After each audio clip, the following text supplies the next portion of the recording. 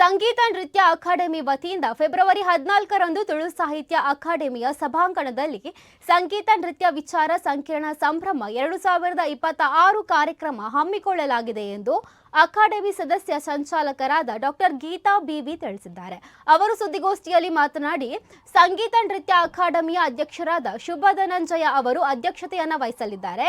ವಿಚಾರ ಸಂಕಿರಣವನ್ನು ಶಾಸ್ತ್ರೀಯ ಕನ್ನಡ ಅತ್ಯುನ್ನತ ಕೇಂದ್ರದ ನಿಕಟಪೂರ್ವ ಯೋಜನಾ ನಿರ್ದೇಶಕ ಪ್ರೊಫೆಸರ್ ಬೋಳಾರ ಶಿವರಾಮ ಶೆಟ್ಟಿ ಉದ್ಘಾಟಿಸಲಿದ್ದಾರೆ. ಇನ್ನು ಈ ಸಂದರ್ಭದಲ್ಲಿ ನೃತ್ಯ ಗುರುಗಳಾದ ಚಂದ್ರಶೇಖರ ನಾವಡ, ರಾಜಶ್ರೀ ಉಳ್ಳಾಲ್ ಹಾಗೂ ಶ್ರೀಧರ್ ಹೊಳ್ಳ ಉಪಸ್ಥಿತರಿದ್ದರು. ತುಳು ಸಾಹಿತ್ಯ ಅಕಾಡೆಮಿಯಲ್ಲಿ ಶನಿವಾರ ಬೆಳಗ್ಗೆ 14ನೇ ತಾರೀಕು ಬೆಳಗ್ಗೆ 10 ಗಂಟೆಗೆ ನಾವು ಉದ್ಘಾಟನೆ ಕಾರ್ಯಕ್ರಮ ಇಟ್ಕೊಂಡಿದ್ವಿ. ಉದ್ಘಾಟನೆಯನ್ನ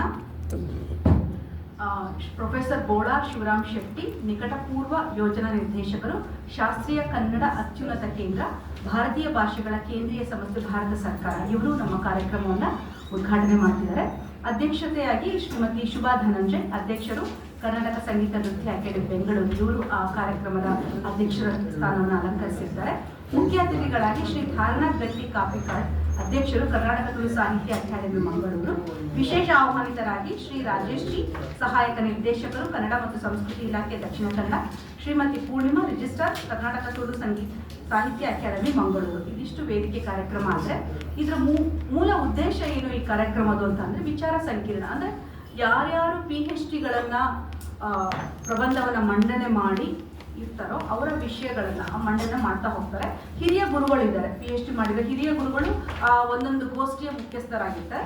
ಈಗ ಸಂಶೋಧನೆ ಮಾಡ್ತಾ ಇರೋರು, ಈಗಷ್ಟೇ ಸಂಶೋಧನೆ ಪ್ರಬಂಧವನ್ನ ಮಂಡನೆ ಮಾಡಿ ಅವಾರ್ಡ್ ಮಾಡಿರೋರು. ಸೊ ಈ ರೀತಿಯಾಗಿ ಒಂದು ಹಿರಿಯ ಸಂಶೋಧಕರು ಮತ್ತು ಕಿರಿಯ ಸಂಶೋಧಕರಿಂದ ಒಂದು ಗೋಷ್ಠಿ ಒಳಗೊಂಡಿರುತ್ತೆ. 5 ಗೋಷ್ಠಿಗಳ ಇರುತ್ತೆ ಇಲ್ಲಿ. ಒಂದು ಕರ್ನಾಟಕ ಸಂಗೀತ, ಹಿಂದೂಸ್ತಾನಿ ಸಂಗೀತ ಮತ್ತು 3 ಭರತನಾಟ್ಯ ಗೋಷ್ಠಿಗಳನ್ನ ಒಳಗೊಂಡಿರುತ್ತೆ. ಕರ್ನಾಟಕ ಸಂಗೀತ ಗೋಷ್ಠಿಯಲ್ಲಿ ಮುಖ್ಯಸ್ಥರಾಗಿ ಡಾಕ್ಟರ್ ಮೀರಾ ರಾಜಾರಾಮ್ ಅವರು ಇರ್ತಾರೆ. ಅವರು ಯಾವ ವಿಷಯವನ್ನ ಮಂಡನೆ ಮಾಡ್ತಾ ಇದ್ದಾರೆ ಅಂದ್ರೆ, ಶಿವಶರಣರ ವಚನಗಳಲ್ಲಿ ಗೇಯ. ಇಲ್ಲಿ ಜಸ್ಟ್